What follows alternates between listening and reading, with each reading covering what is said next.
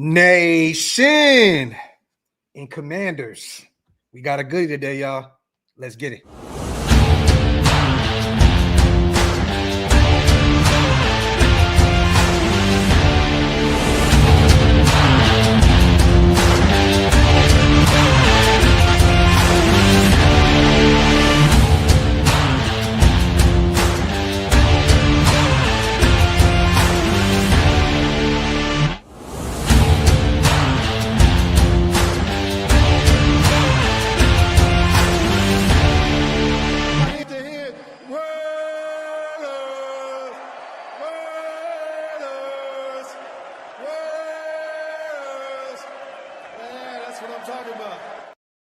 Yo, salute to everybody already here in the building, man. You guys know what time it is. We are back.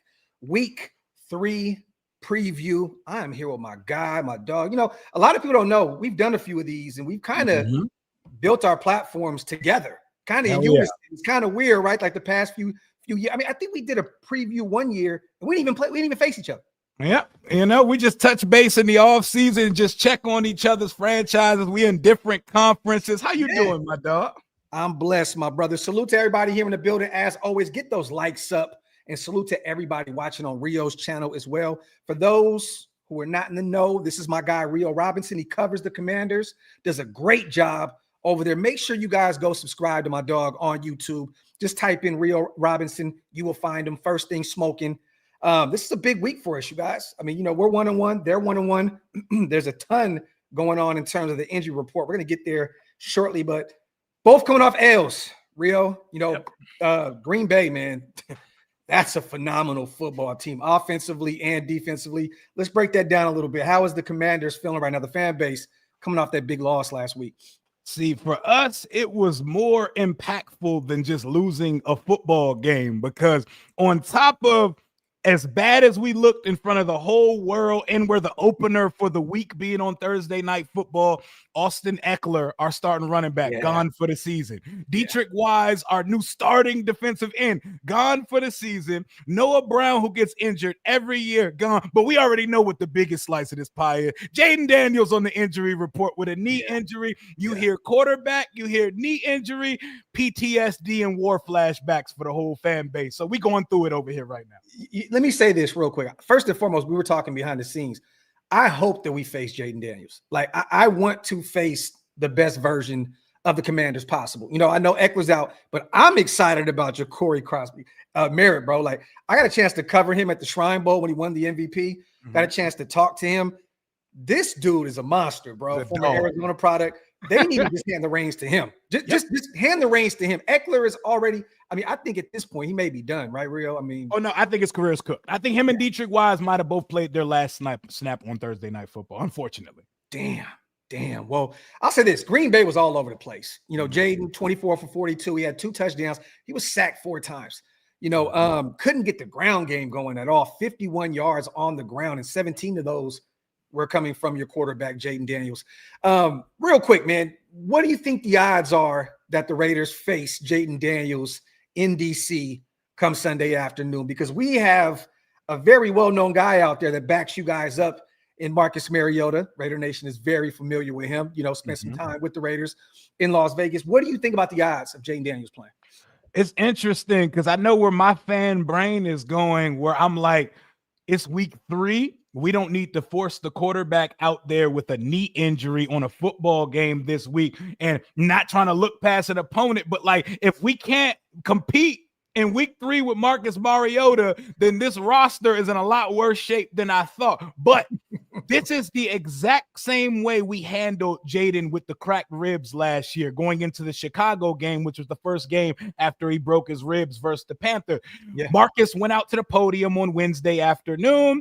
They would not rule Jaden out, but he didn't practice. Friday, he shows up. They listed him as questionable. As soon as it changed from DMP to questionable, it was like, okay, this guy's going to play. He's chomping at the bit to go at it. They said they're trying to protect him from himself because he's trying to wipe the stench off of Thursday night off him, because people are talking crazy on his name because he finally had one of those performances. It's going to happen. And real quick, salute to everybody on your side. Okay, they said you were skipping. They said you sound good now.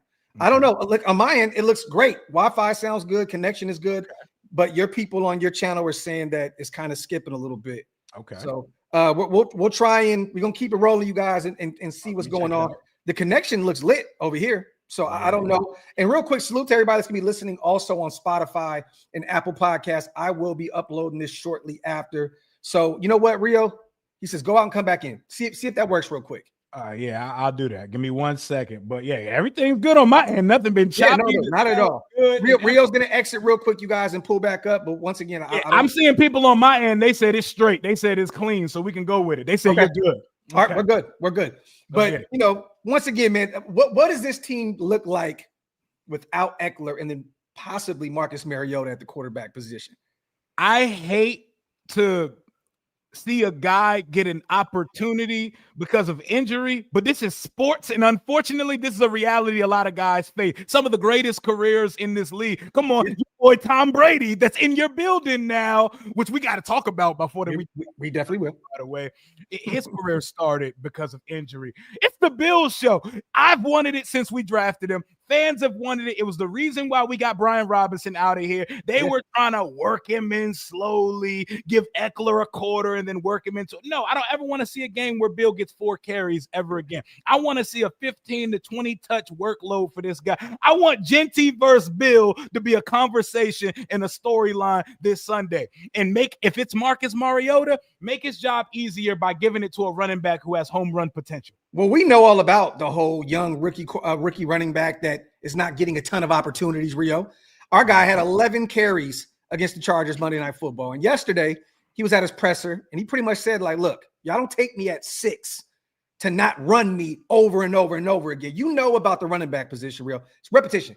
You have to give these kind of guys 15-plus carries to work. Let them cook. You don't take Ashton Genty at 6 and have him carry the ball 11 times. I don't care how bad we are running the football early on these first 2 weeks. You have to give the kid the rock. And I think the same thing here with Bill, man. This kid is phenomenal, but you guys only gave him the football 4 times. And he averaged 4.3 a clip. You know what I mean? So, I mean, you got to keep feeding this kid. But I think that the offense is going to look a lot more dynamic with Jacory in the lineup as the running back 1. Honestly, I do. I think they were going to the veteran, trying to slowly but surely bring Krosky in. But this offense is going to look a lot more dynamic. But, you know, you got to have Jaden Daniels out there in the mix as well. What are you most worried about coming into week 3? You know, historically, we've struggled traveling out east. We found a way to beat New England week 1. You know what I mean? And that whole, you know, there was a lot going into that. The Josh McDaniels effect, Vrabel, a ton of talks of him potentially being the Raiders, you know, head coach, Tom Brady returning out there, so on and so forth. What are you most worried about? Because Geno looked bad, Rio. He looked bad, and he's been pretty inconsistent, you know, in his career. Seattle fans were killing me in my comment section after that game, saying, "Welcome to the real Geno Smith." That's the full experience. Yeah, you know, it is what it is. But what are you most worried about this Raiders football team coming into week 3? I don't like to carry the trauma from the past because in such a short time, Josh Harris has come in and so many things have changed for my favorite football team. But we've always been the elixir for teams. We've always been the slump busters. So struggling offense, come in and get right. Oh, running back that ain't went off yet, 100-yard game easily. Yep. So that paired with we can't defend tight end. We gave up 160 yards to tight ends on Thursday, 30 to Luke Musgrave and 125 to Tucker. Tucker Kraft had an Antonio Gates performance versus us the other day. Well, lucky, you know, you got a questionable Brock Bowers, right? For you guys dealing with the knee injury himself, you know, he didn't have a ton going on in Monday night as well. We kind of used him as like a disguise out there. We didn't want to, you know, force feed him too much with that knee injury, but he still had, 5 catches for 38 yards, average 7.6 a clip against the Chargers. But that defense was insane. But we do have that. And Mayer is fully capable. Yes. We have a 2-headed monster with Michael Mayer and Brock Bowers. So that's kind of like the Achilles heel right there. Or am I looking at the Commanders and thinking feed Brock, feed Mayer? Yeah, that and make us prove that we're better against the run this year, because Josh Jacobs ended up getting over 80 yards and scoring for the 10th week in a row because he always finds his way into pay dirt. But we haven't been challenged through the run game yet. Jordan Love tested us vertically with so much relative ease. They didn't need to feed Josh Jacobs on Sunday. And Tyrone Tracy in week 1, he's a solid running back, but he not no top 10 running back in the league. And I'm hearing things on your end.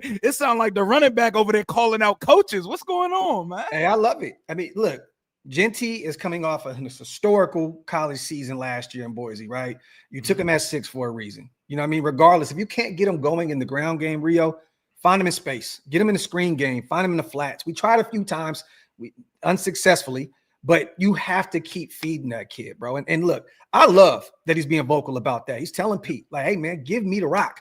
Look, if we die on that sword Sunday, I'm okay with that. Rio, like, we're supposed to be a run-first team.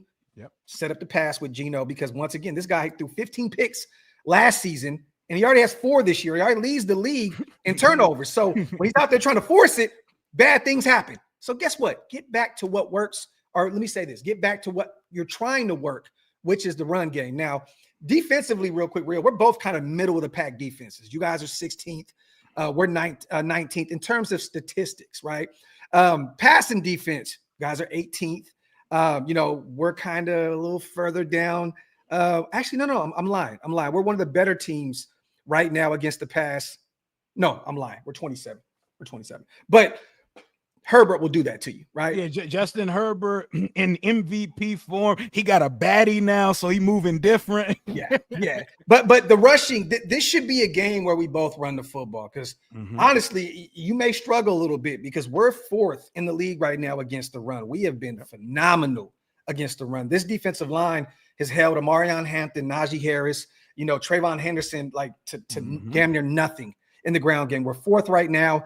70.5 yards per game. Once again, it's only week 3, but you guys are 14th, middle of the pack, giving up 104.5 in a touchdown. Do you think that this would be the week that we could potentially probably get the ground game going? I like your defensive line. I think that you guys actually have a sneaky defense. Yeah, we do. But y'all got someone has to really test us on it. They got to test our gangster with our run defense this year, because last year it was putrid.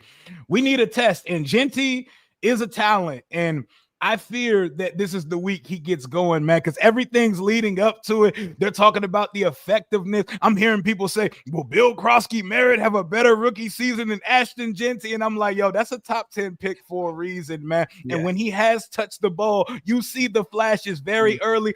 Derwin James prevented a couple long scampers to the end zone on Monday night, man. Yeah, the one thing about us is the O-line has to get it together. If you guys, I don't know, how you guys have got to the quarterback this year, haven't looked it up, but this may be a game if you've been struggling to get to him. Our guards have been a mess this year, Rio. Dylan Parham looked terrible last week. He gave up, 6 pressures, 2 sacks. Then you look on the other side, JPJ was out, Jackson Powers Johnson with a concussion, and it looks as though he's about to clear concussion protocol, so he should be back out there. But Alex Kappa struggled, the veteran at right guard. He was the worst guard in football last year. That's one thing you have to do.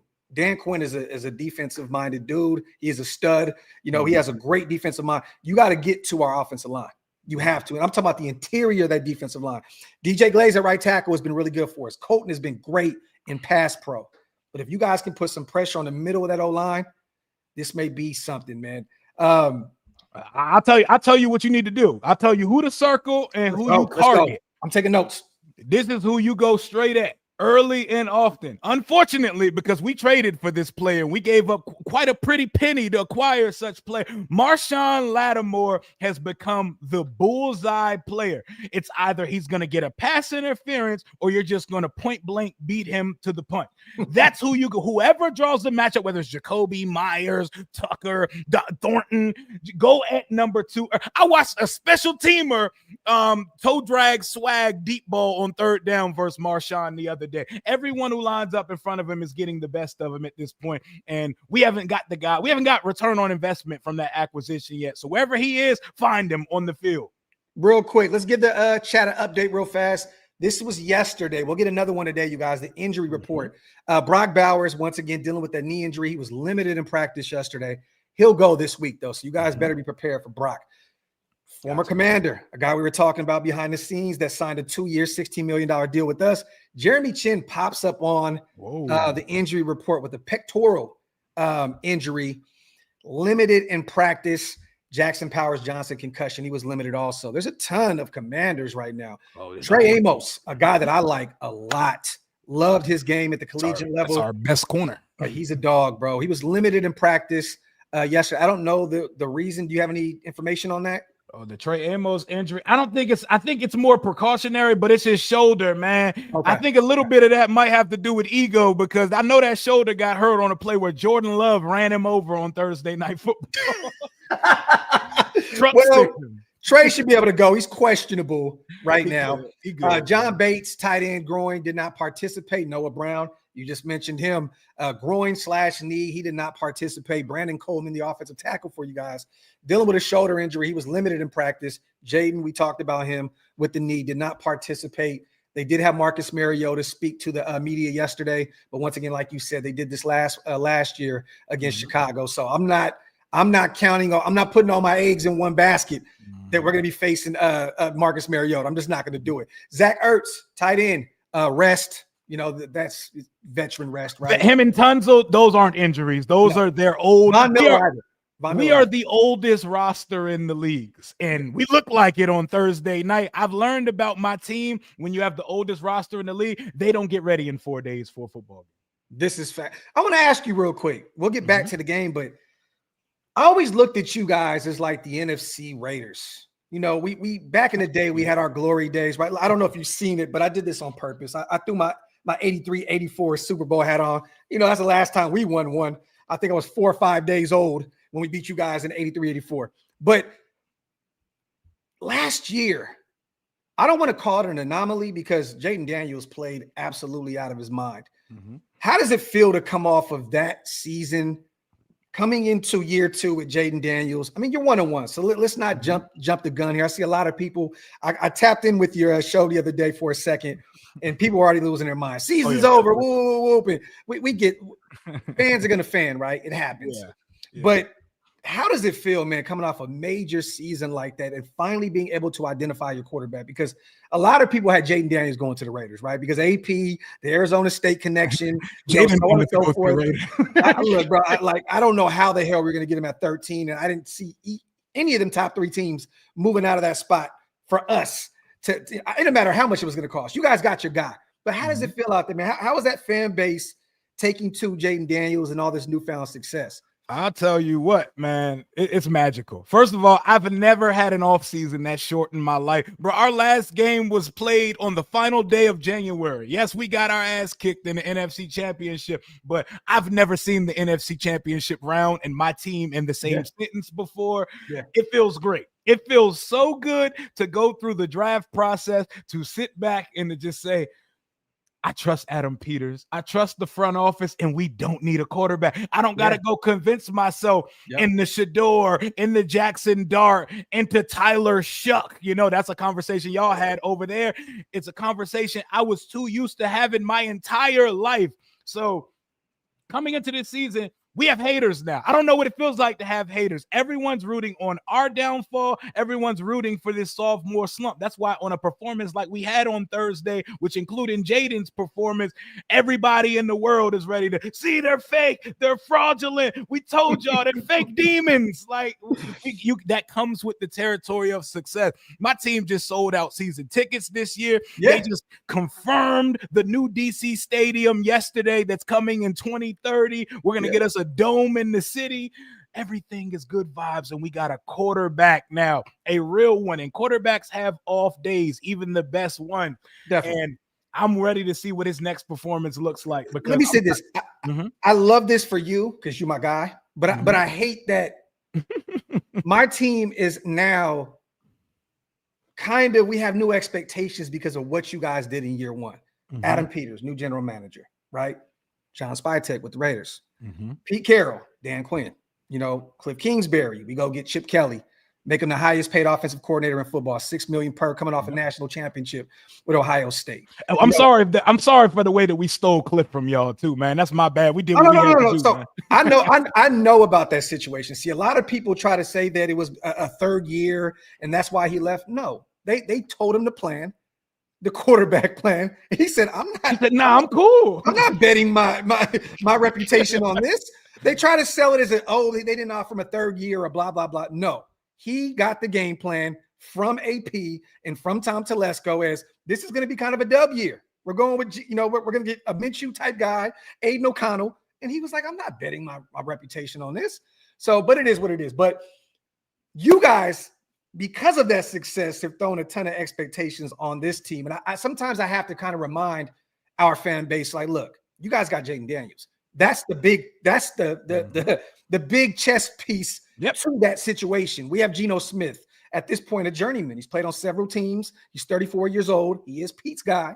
And we're expecting some type of turnaround with Geno. We know Pete Carroll is the king of winning 10 games. Like, he can do that for you all day, every day. He can get you over 500, but can he find a way to get us to be in perennial playoff team? So I just wanted to throw that out there real quick. I love it for you, brother, but I hate it because the expectations are being placed on this fan base. And I have to remind my people, calm down. We do not have Jaden Daniels. We don't. That special player is what changes things, because I'm being totally honest with you. Our roster was probably the 19th or 20th best in the league, but that special player catapulted us right into success, and the timing of everything worked out.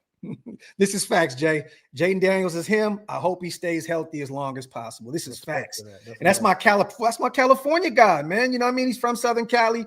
I'm always rooting for him, man. And, I know Rio was laughing because last offseason we had so many Jaden Daniels thumbnails. And I know he was sitting over there like, you ain't even going to get the chance. Yo, I got to ask you, though, how happy are you that Chicago took Caleb Williams? Oh man, because trust me, I was a big Caleb guy. I still think he could turn out to be something special, but I'm so happy it turned out the way it did. I think we picked the right guy mentally on and off the field. We hit the lotto with this guy. Guys, don't jump off the train because Thursday night. It's one game in a long season. He's going to get back to it real soon. I think he's going to end up playing on Sunday, by the way, since we're here now. My mind has changed from Monday until now. Until they say downgraded to out, he playing on Sunday. I'm there with my son on Sunday, so I'm hoping Jaden get out there. I love it. Give me some keys to victory for your team. I'll throw 3 your way as well. Okay. For one, if we don't get Terry McLaurin started this week, I don't know what to tell you about the offensive game plan. Debo has been the head honcho in the receiver room through 2 weeks, which I love. Early return on investment. Not mad at it at all. We just paid Terry McLaurin north of $29 million a year, and he just turned 30 3 days ago. Thank you, Debo, for fantasy football purposes as well. Just got to throw that out there. Debo has got me through some rough times. So, but I hear you. He's getting dangerously close to house in a kick return right now, too. He's done it 2 weeks in a row. He's almost got there. That one's coming. But Terry, we got to establish Terry. I don't know who's drawing the matchup. I see Kai Blue Kelly and Darnay Holmes. On paper, bro. On paper, our cornerback group is one of the worst in football. But I can tell you this. The young kid, Kai Blue Kelly, he's been a dog. He's been playing really well for us. Eric Iowa State kid. My Iowa State kid. Is he getting out there, Porter? Is he on the field? He's been a special teams demon thus far. He has not really even had any reps. Damn. It's been Caillou Blue, Eric Stokes, the former first round guy, Green Bay. Durability's been a problem with him, but he's been okay. There's been some lapses in judgment here and there. And then Darnay Holmes, to me, I'm not a fan. Oh, he's burnt toast. He's burnt toast in the slot. You know a lot about him, right? You faced him a ton with the Giants. But this is a week, if you want to get it rolling, you need to exploit our DBs. I like our duo of Palomau and Jeremy Chin at the safety spot. And we'll give you a bunch of different looks. I mean, Pete is still a great defensive mind, and Patrick Graham is not no punk either. But if this is the week to get Scary Terry going, I would bet on him. If I had him on fantasy, and I hate to say this as a Raider fan, I'm throwing him out there. I know he only had 5 catches. He had under 50 yards against Green Bay. You got to get him rolling because, once again, all the talk is he's over 30. You guys gave him a ton of money. You know what I'm saying? So he needs to get it going this week, and this would be the week because of, once again, I'm still weary of our DBs. And good for him. This is exactly how last season began. He didn't do anything through the first 2 weeks of the season. Our offense took off week 3 when we went up to Cincinnati on Monday Night Football last year, and him and Jaden went crazy on it. That was our coming out party as an organization. So we got to get Terry involved this week. We got to, you know how teams with the number 1 receiver, they spend like a drive just forcing the ball to him a few times. We need to get out early and do that. Who's drawing that matchup on the outside? Is it just whoever's over there? Like who's drawing the Terry matchup? I believe it's going to be Caillou Blue. I do. Okay. And then I think that, Eric Stokes will try to keep tabs on Debo. Have you guys been lining Debo up all over the place? Yes, we have not been kept. We're moving him all around the field. He's on the slot. He's on the outside. What we did wrong on versus the Packers was Cliff Kingsbury, sometimes being the smartest guy in the room, he gets cute. There were multiple 3rd and 4th down plays versus the Packers where Debo and Terry weren't on the field, and that does not make any sense. We're throwing slants to 5'9" receivers on 4th and 4 with Terry and Debo on the sideline. That don't make any sense. If Noah can't go, is it going to be McCaffrey? Is it going to be Lane? Where do you guys turn to if Noah can't go? He's questionable right now. It's Lane and McCaffrey, and I'm hoping that's more Lane, but that'll mean we're probably throwing it more to Lou, and that'll also mean the run game. But if key to victory number 1 was getting Terry involved, key to victory number 2 is find some help and pray for Josh Connerly on an island with Max Crosby, because I don't know if you've seen what Micah Parsons was doing to my rookie. He bullied my rookie. I felt offended. I felt very disturbed by what took place on Thursday night. If we put Josh Connerly on an island with Mad Max Crosby, man, y'all pray for us on Sunday. Man. And you know what, man? I like that kid out of Oregon as well. But yeah, I mean, look, baptism by fire, right? Real, you got to throw them out there. That's the way that these guys are going to get better. And you're always looking at rookies and saying year 3. Year 3. You just want to see them slowly but surely get right. And look, facing Micah and then Max back-to-back weeks, that's tough. And let me say this too. It's gonna be. And then the Giants week 1. Like it's not getting easy. But Max is hearing a lot right now, because once again, we came off of an appearance against the Chargers Monday night where he didn't have a sack. Jonah Lalu, our young, he's hooping 3 sacks right now. But I have to tell you, the one that he got in this game, that was Max's. I don't know how they accounted that to Jonah Lalu. Max was first. He was there first, but he's going to command a ton of attention, Max. The thing is, Malcolm Kuntz, man, he's been really, I think he only had like 26 reps against the Chargers. Don't quote me on that exact number, but somewhere in that range. We have to get someone outside of Max on the edge to get rolling. The thing I love about Rob Leonard, our defensive line coach, is we've been having these different looks. They've been having Max in the interior, lined up at DT. We've had some NASCAR package looks. The defensive line has been creative. Jonah Lalu, Booker, the kid that we just traded for from Philly, he's a stud as well. One thing you have to keep an eye on is our defensive line. That is the strength of that defense. And I'm telling you now, they're going to get home, especially if Jaden's not in there. Actually, let me say this. If Jaden's in there, do they keep him in the pocket? Do they try to keep him upright as much as possible because of that knee injury? Because that's not part of his game. If he could play in the pocket, don't get it confused. But his strength is using his legs, getting outside of the pocket and making something out of nothing. Yeah, he has the flexibility that could be his game too. The thing is, I don't think they put him out there unless we can play the same game plan. I don't think they're going to put him out there. And I don't want to see my GOAT out there in a knee brace. I don't want to see him coming out with the stone cold Brock Bowers knee brace. I'm cool. I don't like that, man. And they already said, Rio, they said if he's not 100%, they're not throwing him out there. Simple and plain. So hey, man, honestly, for your franchise quarterback, and you may have to sit him, to be honest, bro, because you can't play with a knee injury, especially with a guy that's that mobile. How does your offensive line look? Well, Tunzel looks pretty good. We ran into a buzzsaw on Green Bay, so I'm not gonna necessarily make that game a reflection or microcosm of what this line could be. Is he still having issues with penalties? He had a couple versus Green Bay, but I'm not. He looks good. It looks like the left side quarterback's good over there. Brandon Coleman is hurt again. He's always been banged up. He was the tackle last year. He's playing his natural spot at guard. That's the TCU kid, right? Yeah, that's the TCU kid that we got out last year. He held it down at tackle, even though we knew he wasn't a tackle. That was clearly a guard. Yeah. Our interior is where we were struggling the most outside of Josh Connerly, who's given up 3.5 sacks on the season so far. The line is vastly improved. It's just hard to say it coming off Thursday because the Packers got they got in us, though. They forcibly penetrated us. No, you got Cooper at the second level of that defense. You got Micah. You got Gary. I mean, that's a tough assignment, bro. They were coming in waves. Honestly, and I know you don't want to hear this, and I know the Commanders fans definitely don't want to hear it in the chat because we got about 900 people. I have to say this: if Green Bay stays healthy, man, they're going to be the NFC champions. I'm telling you now, bro. I know you don't want to hear it. They could be in it, man. They look crazy right now. They do. They look crazy. Now, defensively, you said Marshawn Lattimore. That's the guy to expose, right? He's a veteran, hasn't really panned out since you guys made a move for him. Outside of that, what's some weaknesses on that defense that you think that Geno and company can exploit? Attack our linebackers up the seam, because I saw a night, like we were talking off camera about y'all putting Max Crosby in coverage, which is blasphemy. Bobby Wagner is still a good linebacker, but it's malpractice to have 50-year-old Bobby Wagner 35 yards up the seam chasing Tucker Kraft. Yeah. Brock Bowers is way better than that. We gave up 160 yards to tight ends on Thursday night. Brock Bowers is the best tight end in the league already. Yes. So if him and Mayer send them right up the seam and tell us to send a safety or linebacker in coverage, because we had no answer for that. We have no answer for the play action boot. Just tight ends. It should be a very tight end. 12 personnel. 12 personnel kind of game. All day.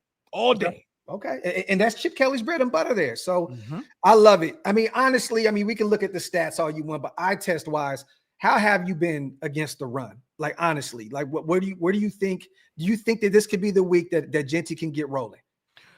I hope it's not the week it's going, but it could be the week because we haven't been thoroughly challenged through the run. Jacobs, we held him for under 4 most of the night, and with sheer volume alone, the numbers ended up stacking up. Of course, he scored on the goal line. He's the best goal line back in the league, but Tyrone Tracy week 1 and a aerial assault from Jordan Love week 2. We haven't really been forced to stop the run yet. So no one's really tested our gangster against the run. Y'all got Ashton Genty coming in hungry, calling out coaches and personnel. It feels like the week where you see the version of the guy you drafted, but I hope it's not this week. Losing Dietrich Wise certainly helps, but this could be the week y'all get y'all run game. You know what's funny though? I can live real with the fact that it took Josh to run the football 23 times to get 84 yards.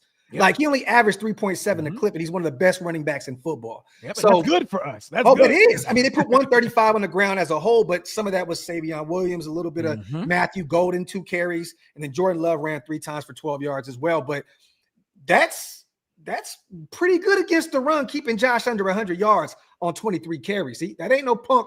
There ain't no punk in the run game. Oh, I was proud of us, man. Listen, I couldn't take many things that I could tip my hat about on Thursday night, but they held it down against the run, but they had no option against the pass. But I feel like y'all should definitely come out running the ball and attacking us with your tight ends. Okay, well, that's 2 keys to victory for me as well. Got to run the football. Got to get comfortable running the football, because once again, back-to-back weeks under 70 yards on the ground is nasty work. Genty, 11 carries, 43 yards. He had a touchdown week 1, didn't have anything in week 2, averaged 3.9 a clip. Couldn't get rolling. Our backup, Zeus, Zamir White, has been absolutely miserable.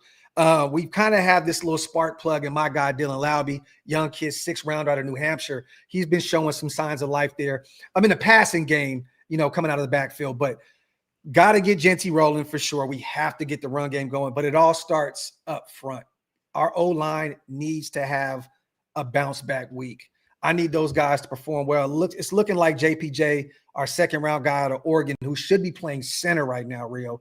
I have no idea why they have him at guard. They have their reasons.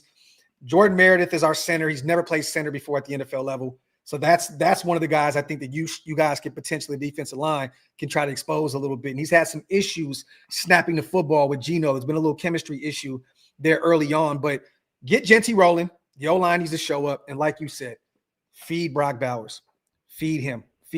Geno needs to stop trying to rely on the deep ball. Don't throw in it, because he will throw in a double and triple coverage all day, every day. You got to eat up the middle of the football field. You have to, like you said, Wagner's out there. He's aging, man. He's not going to be, he's not the player he once was. So that's when you have Brock, Mayer, you have Jacoby, you have one of, that guy can eat up the middle of the football field. I want to see my guy, Jack Besh, our second round guy to TCU. TCU kid. He needs some action because he loves catching the football in traffic. He's great after contact, sure hands. I want to see Jack Besh get involved, but I'm with you. I want to see some 12 personnel, and we got to get the ground game going. But it all starts on a defensive side of the football with our defensive line, because it seems like Pete and company are cool with running with Caillou Blue. They're not giving Darian Porter any opportunities yet. And I get that Pete wants to be kind of, everybody's not going to be Tariq Woolen, Rio, right? Year one, you go out all pro, lead the league, in picks. Pete Carroll's guy that he drafted in the 5th round. They're going to be patient with him. He just converted to corner from wide receiver 2 years ago. Yep. And he looked lost a little bit, during the preseason. So, but we're thin there. Those corners need to show up because, also throw a spy on the quarterback. Jamal Adams has been phenomenal for us. Real. He looked good out there Monday. Bro, he looked good out there. He has been great. Have him spy on whether it's Mariota or Jaden. Keep them honest. Try to keep them, from running the football, because Mariota will use his legs as well. Yep. But that's been a blessing in disguise for us too. That second level of our defense. Devin White has been great back-to-back weeks. Jermaine Pratt has been good. But yeah, I think that Geno needs to limit the turnovers by throwing more short and intermediate passes, get Genty in space, get Dylan Lowby in space, and we'll find a way. But I think that this is going to be a close game regardless, Rio. Even if Jaden Daniels plays, we're both coming off losses, and we're both pissed off.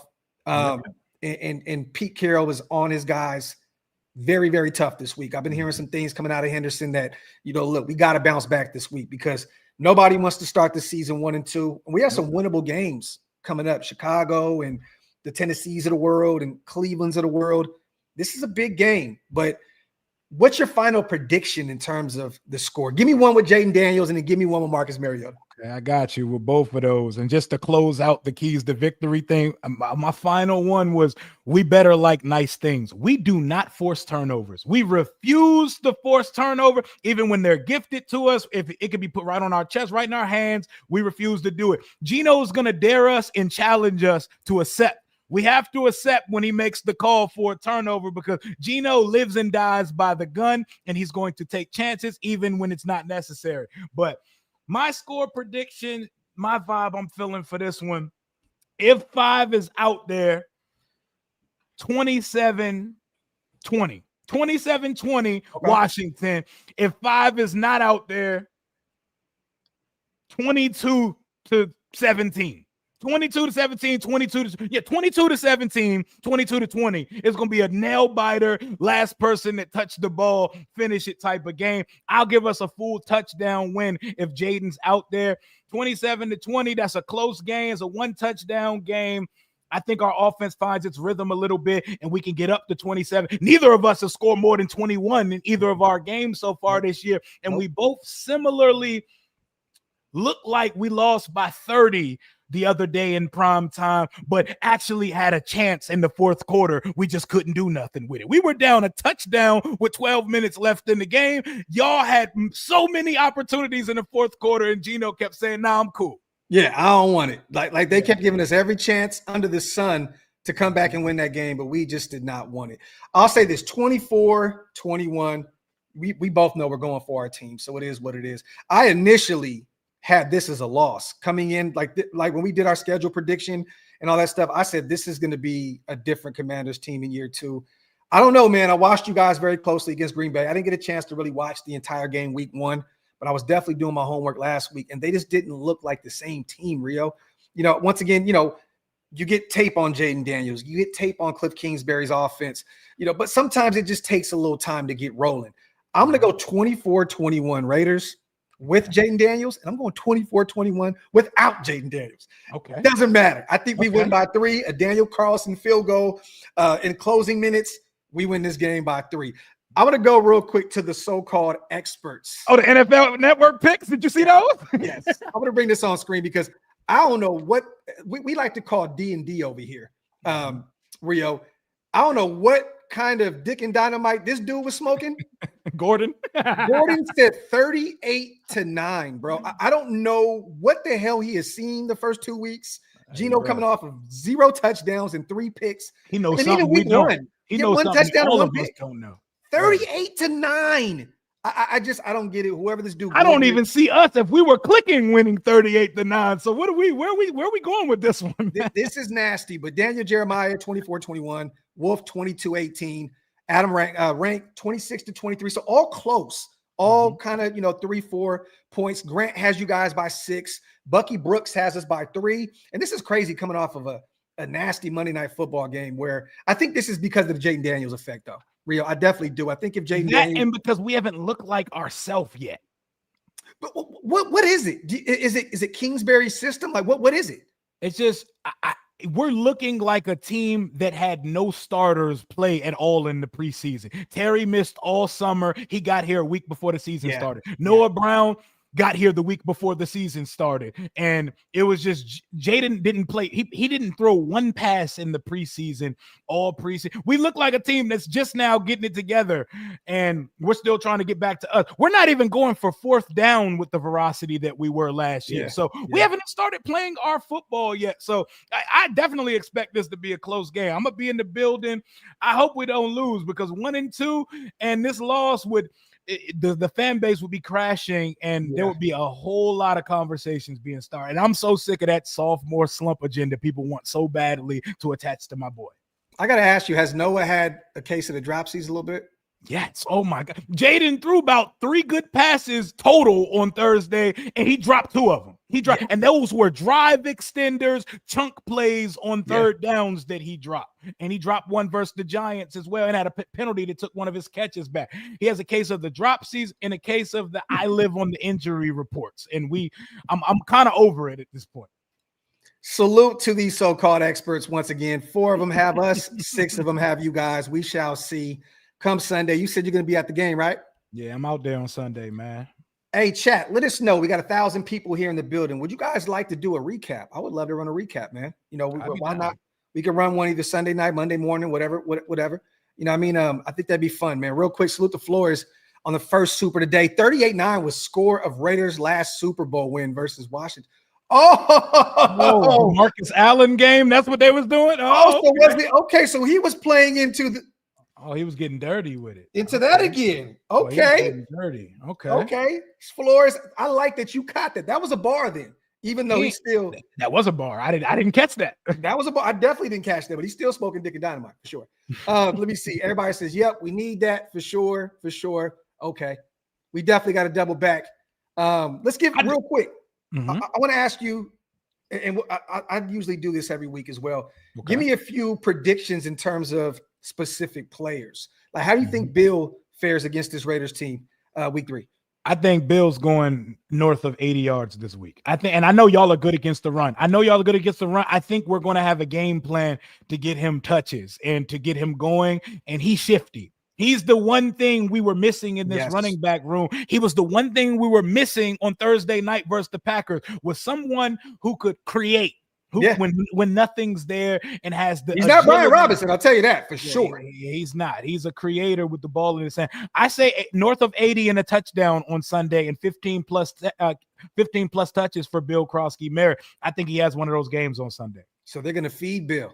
Okay. Now, what do you have, Scary Terry? I mean, once again, this is a week where they can get him rolling, because we do have a suspect corner group. And I think that either Stokes or Caillou Blue Kelly. I don't know which one is going to be on him, but give me some predictions in terms of stats with Scary Terry.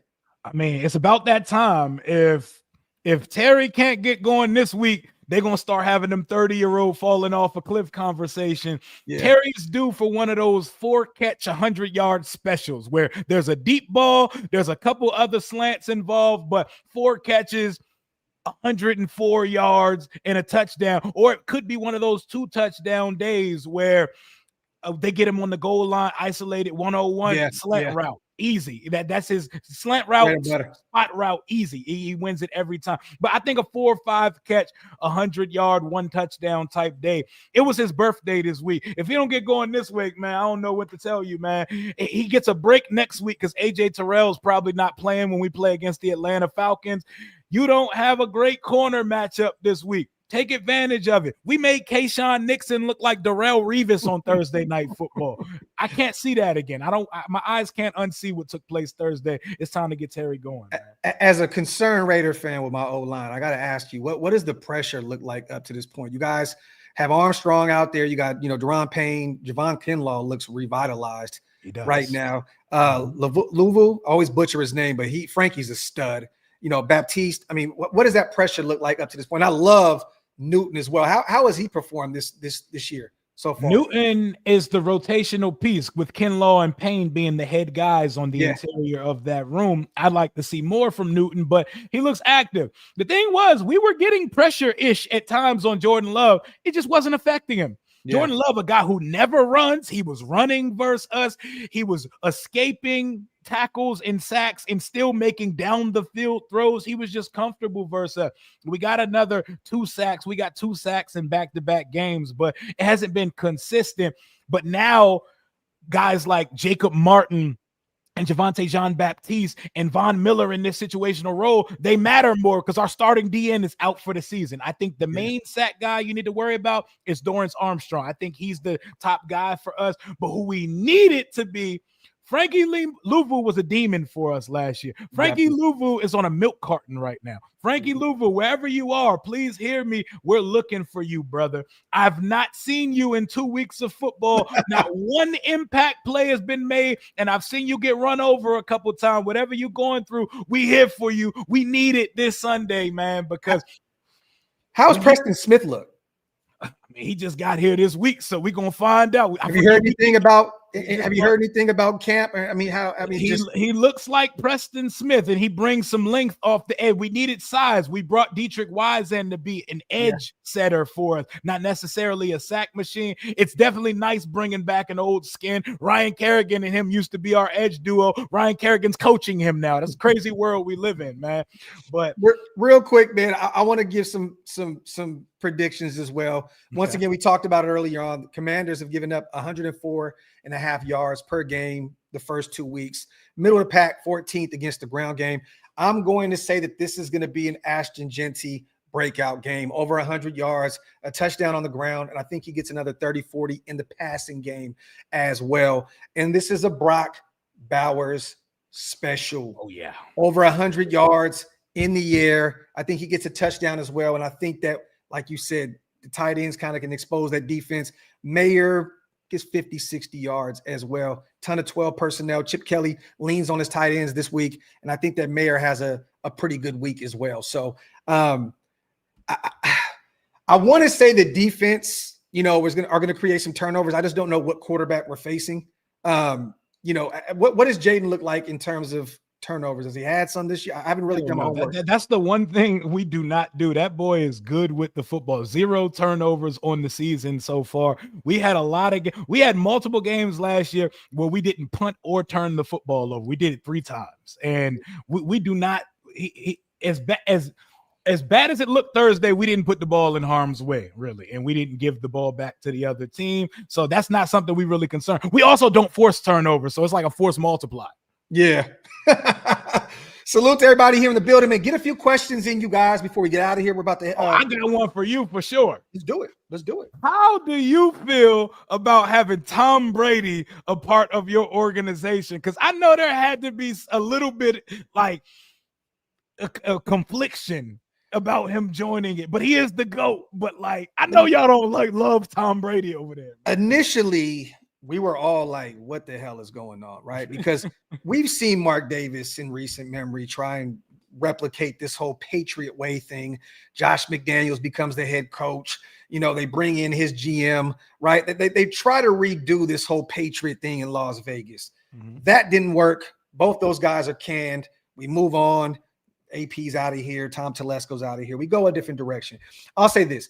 Mark is infatuated with winners. And to get Tom Brady in the building, and I believe he owns 5%. He's a minority owner. I think 5%.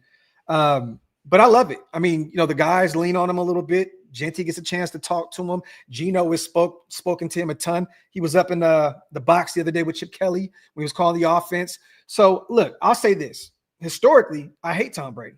I remember the Tuck rule. I cried that day. That was the last chance that I thought. Back then, I was like, this is the cry. only chance that I may be able to get a Super Bowl, bro. You know what I mean? And the Tuck rule just destroyed a ton of our spirits in the fan base. But right now, he's embracing the silver and black. He's out there, you know, once again, you know, talking to the coaches. Brought Spytek in, who's a phenomenal football mind. He always has that. Our GM is like a scout at heart. Yep. When I was at the Shrine Bowl and we just hired them both, Pete Carroll and Spytek, everybody kept coming up to me and saying, you guys have one in Spytek. They weren't talking about Pete Carroll. Yep. It's all Spytek. So for those two guys, the Michigan connection to come in, I'm excited, man. I am. Look, initially it was like, what are we doing? But now, man, he's embracing the silver and black. He got Graphk out there. And I don't know if you know this, but I think it went viral now. A few years ago, we had a chance to bring in Brady and Graphk. You did. And John Gruden chose not to go that direction. And, you know, I think Mark is trying to right that wrong right now. So, I mean, you can't go wrong with Tom Brady in the building. It's a business at the end of the day. If you have Brady tied to your business, it generates money. You know what I mean? So my follow-up to that is it not bullshit and a little bit of a conflict of interest that he works for your team, but he also works for Fox and gets to go into other buildings and talk to teams and stuff the week of the game? Because I know they're trying to make that a storyline right now. Is Brady getting inside information? Is this insider trading? Two things. That shit didn't help us week 2 against the Chargers. And secondly, I think it's about time the Raiders get a leg up on something. Because it feels like year in and year out, they find ways to play my team out of shit. So, look, hey, it didn't help against the Chargers. It is what it is. And look, this is the thing. I see all this noise on Twitter right now about this shit. I don't care, bro. Like, I don't care. Like, Pete Carroll's our head coach. Spytek's our general manager. Brady's going to be in the mix. Look, I don't think we get a competitive edge with Brady out there going anywhere. Honestly, I don't. I don't think that helps us at all. Do I think that Brady would probably try and get some intel? I mean, week 4, right? We got Ben Johnson coming into the building, and that was a guy that he so-called handpicked to be our next head coach, and you know he chose to go to Chicago. Maybe Brady has some intel on that situation. Please beat the brakes off them. I hope because I can't take it if Ben goes out there and beats us, and then our fan base is screaming, oh my God, we hired the wrong guy. You know what I mean? Like, it just is what it is. I think that Pete Carroll was the perfect hire for, and I was a Ben Johnson guy. I wanted Ben Johnson. So was I. Oh, man, I'm like, bring him in. I want him. Oh, we were both fighting over him. Shit, yeah, we were. But I'll say this, in terms of building a culture, in terms of, you know, getting this locker room motivated and unlocking a lot of these, I'm all for Pete Carroll being the guy. But to answer your question, shit, man, hopefully we get some type of edge. I think Tom owes us a little bit. He got to reverse that Tuck rule jinx, Rio. You know what I mean? So whatever he can give us, because we need it, bro. Like, we've been in desperation mode for several decades now. We've been to the playoffs, I think, twice in the last. I know how that feels, brother. I thought, like you said, you felt like we was the y'all of the NFC. I could definitely see it, because we're the type of organizations that we couldn't just be bad. We had to have scandal and headlines attached to our bad. We couldn't be ass in peace like the Jaguars. Yeah, facts. I'm going to ask you this real quick, man. While we're still here, how has your rookie class performed so far? Rookie class. So Josh Connerly, it's been a baptism by fire through the first couple weeks of the season. Trey Amos already looks like the best corner of the team, and that's including Mikey Sainristil, who was one of the better players on this roster last year. Jalen Lane, he looks like he's a step away from taking one of these punts to the crib. Haven't seen him as a receiver flash yet, but it could be coming this week. But I don't want to sleep on anybody's secondary, because I looked at the Packers secondary last week from the cornerback position, and we made Nixon and them boys look like the Legion of Boom. Bill, I hate that Keyshawn was looking like that too, because former Raider, and he has shitted on us every chance he can get. Seatbelting. I hated it, bro. I hated it. I hated it too, bro. Kane Madrano is could be inactive player every week, but we might need to get him and Jordan McGee on the football field, because Bobby can't be guarding tight ends up the seam. We only had 5 picks because of all the wheeling and dealing Adam Peters likes to do. So we had to be efficient on him. So first round pick, it's a growth process. Leave him in the game, but figure out a way to help him. The second round pick looks really good at corner. He looks like the best guy out there. It's not going to take long before he unseats Lattimore as the top guy on the roster. For sure. Jalen Lane, punt returner. We need to see more at receiver, especially with Noah Brown being a liability. And Bill is the guy. He's the guy that's going to bring it all together for this class. He is now the number one back, and his workload is going to significantly increase. So we're going to see a lot from him going forward. Genty, waiting on him to, get an opportunity to run the football effectively. They got to feed him at least 15 plus times this week, but Genty's going to be fine. I see a lot of smoke and a lot of people yelling he's a bust and he's not generational. Got to give him some time. Round 2, we moved back a few times, got Jack Besh. He's been pretty much non-existent up to this point. He's had 1 reception, I think, for like 23 yards. That was week 1. So it's going to be tough for him to see the field with Dante Thornton already showing signs of being a potential dog star down the line. And then Jacoby is essentially the same player as Jack Besh.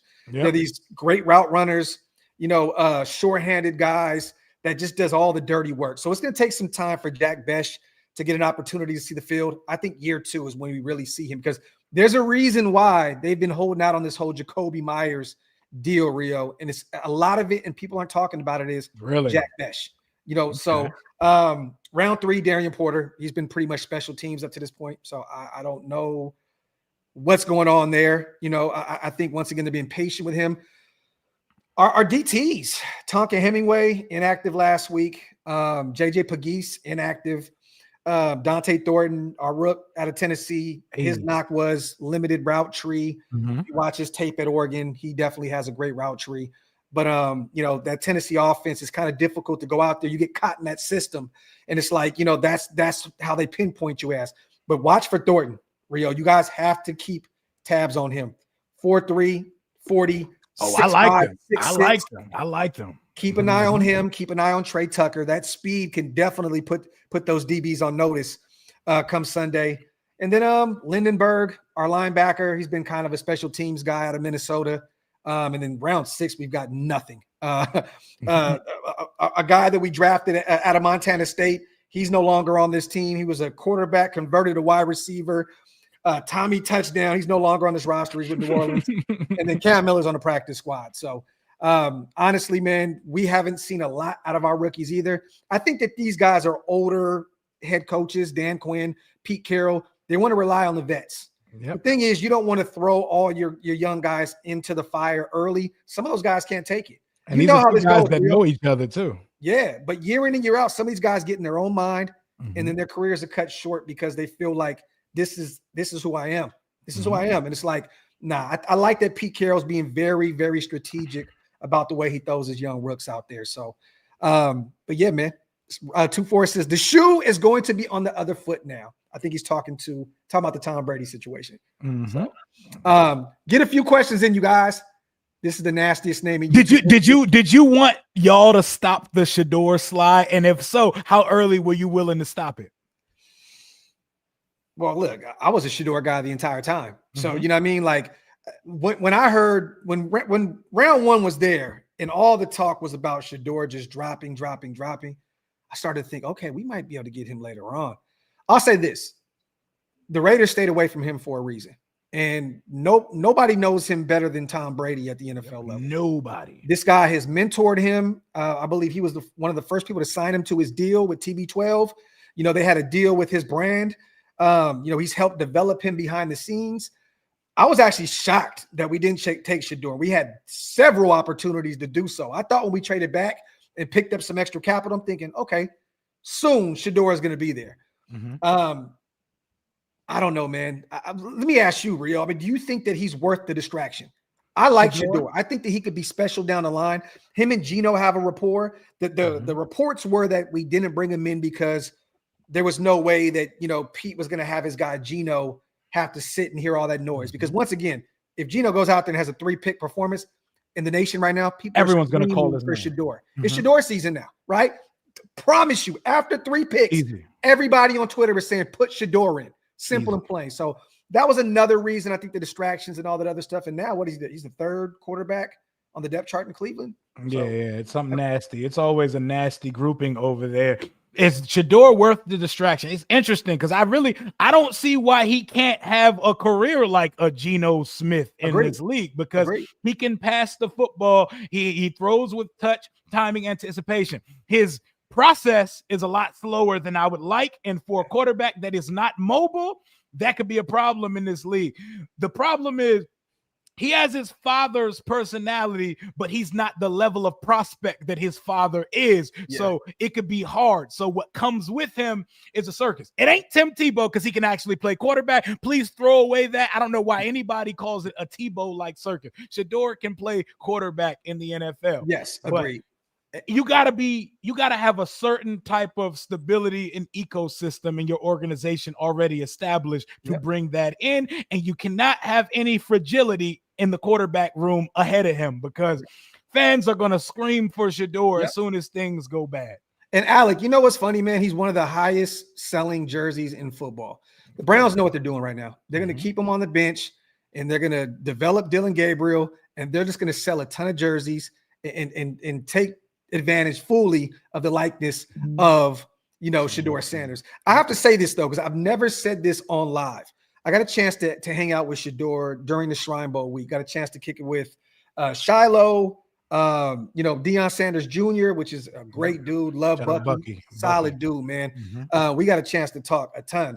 But Brian DeBall and him kind of had this little secret handshake, right, early on. And I'm like, damn, the Giants aren't even trying to hide this thing. Like they really like Shedeur. And then the meetings came, Rio, and I got a chance to sit outside the door and watch as Tennessee walked out and their brass, and Cleveland and the Giants. And I'm going to say that a few of those teams looked very, very irritated by those interviews.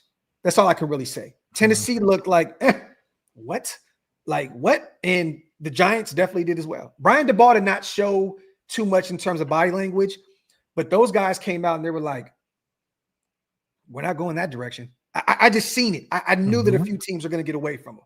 You know what I mean? So I don't know if that played a major factor into it. I know he had his people in there with him during his interviews and stuff like that. So, some people don't like that. I get it. I understand it. But I still would have took a flyer on Shedeur later. I was not a Cam Miller guy. I watched him at the Shrine Bowl, and I was tweeting away the whole time saying that he was probably my least favorite quarterback out there. Like real talk, bro. Like, and I get that chemistry is going to be a problem, communication, because these guys in there play with each other, right? Yeah. So you're expecting some issues there, but I wasn't really fond of his game. But I would have loved to have, Shedeur in the building, but I understand the thought process of not bringing him in. Las Vegas, though, is the place, right? They're rolling out Lil Jon. They're rolling out all these other people. It's for prime son. That would have been – it felt like a match made in heaven, and I feel like a spoiled, arrogant quarterback could have worked out for y'all. Bro, Vegas would have been the place to see his name and the bright lights and all that good stuff. Absolutely, so, man. It is what it is. Salute to Flores. Graphk, Rio, can you break down our O-line versus Washington's D-line, especially the run game? Flores, I'll say this. We have not ran the football effectively. We're one of the worst running teams in the league. And last year, we were the worst. So I like that D-line that the Commanders have. And they're kind of been middle of the pack right now, I guess, against the run. I like your chances against these guards. I like our tackles, DJ Glaze, and I love Colton Miller. But they even have kind of struggled also in run blocking. So this is going to be an interesting week, Rio. Honestly, bro, if we can't get the ground game going this week, I just don't know if it's ever going to happen, bro. Like, I trust Genty. I just don't trust that O-line. And Brendan Carroll, Pete's son, has been terrible so far calling the O-line. And we got Joe Philbin in the building as well, helping. So he's like a senior advisor. So it's like, and he's been a great coach in terms of the offensive lines everywhere he's been. All hands on deck. Yeah, so I'm like, what the hell is going on? But I don't know, man. We shall see. Silent Partner says Commanders got a sneaky defense. Definitely, man. I mean, you look on paper, I like what they got out there, but once again, it has to translate. How's Von Miller looked up to this point? Is he kind of non-existent? We brought him here to be a part-time pass rusher. That's going to have to be clicked up some more. He got in on a half a sack versus Jordan Love.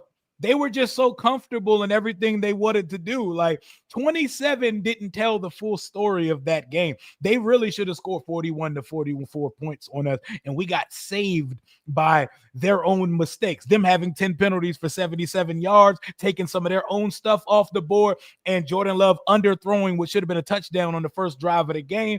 The score didn't fully tell it, but the defense, they did enough late in the game to give us a chance, but the offense waited too late to get going. But I think our defense will be improved this year. It's just everything looks skewed right now because of Thursday night. It was just that type of performance in Green Bay. Them boys looked good out there, man. Trading Brian Robinson early on to the Niners and then still running with the vet Austin Eckler, who's now out for the season. Is that a major blow to that running back group? Because like outside of the young fella, who do you guys have behind him now? Jeremy McNichols and Chris Rodriguez Jr. I think Chris Rodriguez can cosplay as Brian Robinson. I think he can do a lot of the same things. He runs with more suddenness and more vision than him, but he's the thumper in the group. Jeremy McNichols is also one of those, but it now shows that there's a clear pecking order. There's a clear lead dog in the room now. There's one thing unlike the other things in the room, and that is Bill Krosky Merritt. So we actually got a dog up front. But what it does is it takes away some of the versatility, because with Eckler, he's such a good pass catching back that there's no tell when he's on the field whether it's going to be a run or a pass play. It takes away some of the looks and some of the two back looks that Washington likes to run under Cliff. Is your backup, is McNichols still questionable? I think he's going to play. Jeremy McNichols is always good. If he's active, he's going to be out there. Okay, and John Bates, what's the injury with him and what's going on with him? I think him and Noah, I think it's a groin for both of them. I think they're both out this week. I think they're both going to end up missing this game. And that hurts because John Bates, low-key, the best blocker on the team, not named Laramie Tunsil. He is if not top two, he's the best blocking tight end. He is one of those when it comes to blocking. He's one of the more slept on tight ends in the league. I don't care to ever see him catch a pass, but he's a sixth offensive lineman when he's out there. And with Josh Connerly going through growing pains as a right tackle right now, Josh Connerly's never played right. He's always been on the left side at Oregon. The transition kind of spanking him right now, and the talent level and the speed to power. He doesn't have the functional strength yet. You need a guy like John Bates next to him to help him chip and stuff, because a running back's not enough. The play that Jaden got hurt, Jeremy McNichols helped Josh Connerly, and Parsons got right through both of them and got Jaden out of there. Jaden had to escape, turn the corner, didn't have time to slide. Boom. Now he's on the injury report. Salute to my guy S. Dot real quick on a $10 special. Hot take. If we put Wagner at left guard, JPJ at center, and Forsythe, oh my God, Forsythe sucks. S. Dot at right guard, we can stop the bleeding and run the ball way better with power. I understand the thought process, put the big dogs out there, right? Forsythe is a big dude. So he says, put Dalton Wagner, a UDFA out of Arkansas that's been on our practice squad year in and year out. This dude's like 6'9", 6'10", or some shit. S. Dot, I hear you, brother. And this is like the trenches dude here, Rio. He always pulls up and has something to say about the O-line. Okay. But Forsythe is one of the worst offensive linemen in the NFL, S. Dot. I don't want to see him out there at all. I don't give a shit. What? No, he is terrible. He's terrible. He said he sucks at tackle, and so does Wagner. They both suck. Why are they living out there? I just honestly don't. I would rather see the young guys. I would rather see Caleb Rogers, the young kid out of Texas Tech, or put Charles Grant out there, the young William and Mary kid. Like, I'd rather see those guys go out there and get these opportunities. Forsythe has kind of bounced around the league a little bit now. I think he started with the Giants, Seattle, former Florida guy. But I think he's on his third team now.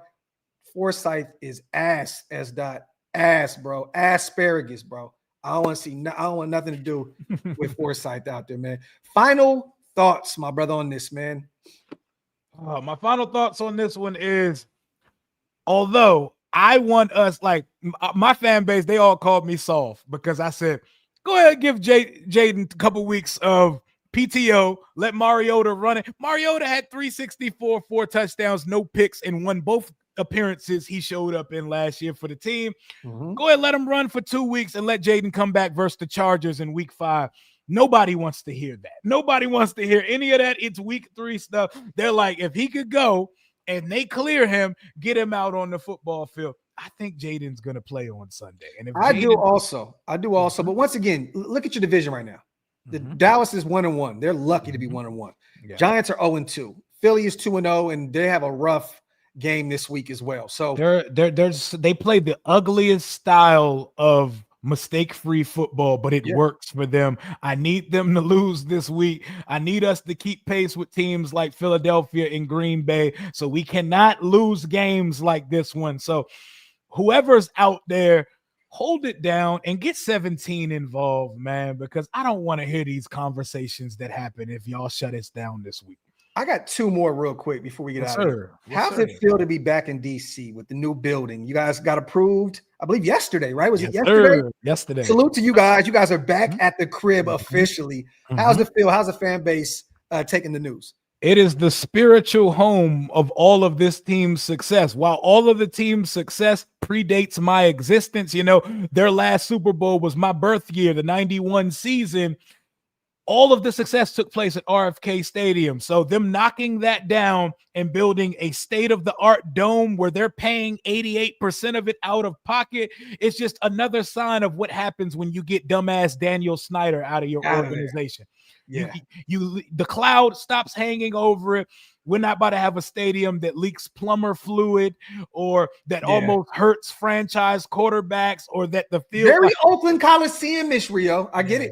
It's bad. It's bad. It was just a bad omen. I can't wait to see us there. 2030, it'll be opening up. That first year it opens up, I got to get season tickets, even if I'm sitting with the Lord at the top of the dome. That first year, I'm in there at RFK 2.0. We're going to have a roof on that thing. It's going to be nice. I can't wait, man. I think as much as we do, for these organizations, I think we should never have nosebleed seats. I think we should always have every time we go to Vegas or we go to DC, we should have front row center seats, simple and plain for everything that we do for these teams, man. Also, when are y'all going back to the Redskins, bro? Like, when does it happen? It has to happen, right? Nah, they're not doing that. People gonna hate me for that. They're gonna jump me for this, but they might work that logo back into things because they soft launching a lot of things. I don't think the name's coming back, man. The owners have so much goodwill going that they're not gonna do anything to cause any brand or sponsoring holdups because we running it up in every way. They sold out season tickets for the first time, and who knows when. That 5 jersey selling like the Yankee hat. Like, they not gonna do anything. They done rolled back out the Super Bowl era Redskins throwback that we bringing back this year. They gonna soft launch everything but the actual changing of the name, and I don't think a person in office can change that. Hot take: by 2027, you guys will be the Redskins again. Hey. Could be. I know the draft's coming to DC in 2027. I don't see the name changing, but I do think they're going to work the logo, the spear, and some older type of stuff back into it. But hey, I know our fans would love what you just said. Final, you guys. Rio has the Commanders winning, what was it, 27-20? 27-20. Yeah. Okay. I have Raiders winning 24-21. Of course, we both would have our teams winning this football game. Salute to my guy, Rio, man. Brother, it's always a pleasure to be doing these. I want to say this also. I'm proud of you, man. I've seen the channel grow from day one. I see you doing great things. I love that you guys were so successful last year because the channel grew. You were so connected with your community, and constantly with wins, more people show up. But you deserve those looks, bro. I see you put the grind in. I see you hustling. I'm hoping that we can start putting out a ton of wins as well and get more people excited about our football team. But bro, I'm proud of you. It's good for business. I appreciate you, man. Yeah, man. I mean, look, last year was miserable for me. You guys had with 4-13. It was terrible brand of football. And we're going to be here regardless, right? I mean, we love our teams. It just is what it is. We're going to be here every step of the way. But, keep doing your thing, bro. I'm proud of you. I know you're well on your way to 30K here soon, both of us. So keep growing that platform. Salute to all the Commanders fans in the building as well. Salute to you guys. I think this is going to be a hell of a game Sunday. And once again, if you're free, I would love to do a recap, whether it's Sunday night or Monday morning. Even if it's just a quick 30, 45 minute. Hell yeah. We definitely got to run one back. I know you'll be at the game with your son. So have some fun out there. Salute to CGR on the way out as well. Gifting 5 OLV Raiders Network memberships. My brother, salute to one of the mod fathers here in the building. My guy, salute to all the new members here in the building. Anything else before we get out of here, brother? Hey man, I appreciate you always linking up. We've been doing this for years now. I think we did our first one back in 2021, you know, so this is 4 years in running. That was the year I started my channel. It's always a vibe. It's fun doing this with creators as passionate as you, as fans, creators that actually know their team, man. We are media adjacent. We are boots on the ground, and we cover every aspect of our team, and we show up even when the team is stinking to join up, man. So salute right back to you, man, because we do this shit here, man. Factory, man. Salute the Flores. He says Rio's a great guest. CGR says thanks, fellas. Yes, man. We appreciate you guys. CGR says great show. My guys, man. Salute to you guys. I will be back tomorrow or Saturday with the Graphk and Wasted show, and then Sunday I will be calling the game play by play. Hopefully you guys pull up. I know Rio is going to be at the game, so you know, I know you're going to be tweeting away over there. So, but I'm excited to see what your thoughts are on the game afterwards. Salute to S. Graphk, man of the people. Fun building video. And salute to my guys. Salute to House Junkies as well. Great show. And you have a membership or anything over there, let everybody know where to follow you at, because this is my guy. This is a personal friend of mine. So you guys make sure you go over there and subscribe to my dog. We only face the Commanders once in a blue moon, so this isn't an actual rival like that. Go support our guy, man. Let them know where to follow you at. Yeah, Rio Robinson on YouTube. This same stream is live on my channel right now as well. Rio_Robinson91 on all social medias, man. And if you need some tickets, man, Rio10 on SeatGeek, man. Use my promo code and get 10% off. Oh, that's 5%. Oh. Rio10 on SeatGeek, man. Use it. It don't matter what team you like. You could be going to see the Chris Brown show. Get that 10% off on SeatGeek, man. There you go, man. And he just bold move said, just subscribe, man. Thank you, man. As always, love and appreciate everybody here in the chat. Wipe them feet on the way out. That means get those likes up and hit the subscribe button on both channels. Rio, my brother, I'm looking forward to that conversation after Sunday. I hope we kill y'all, and I know you feel the exact same way. Salute to you. We are out. One.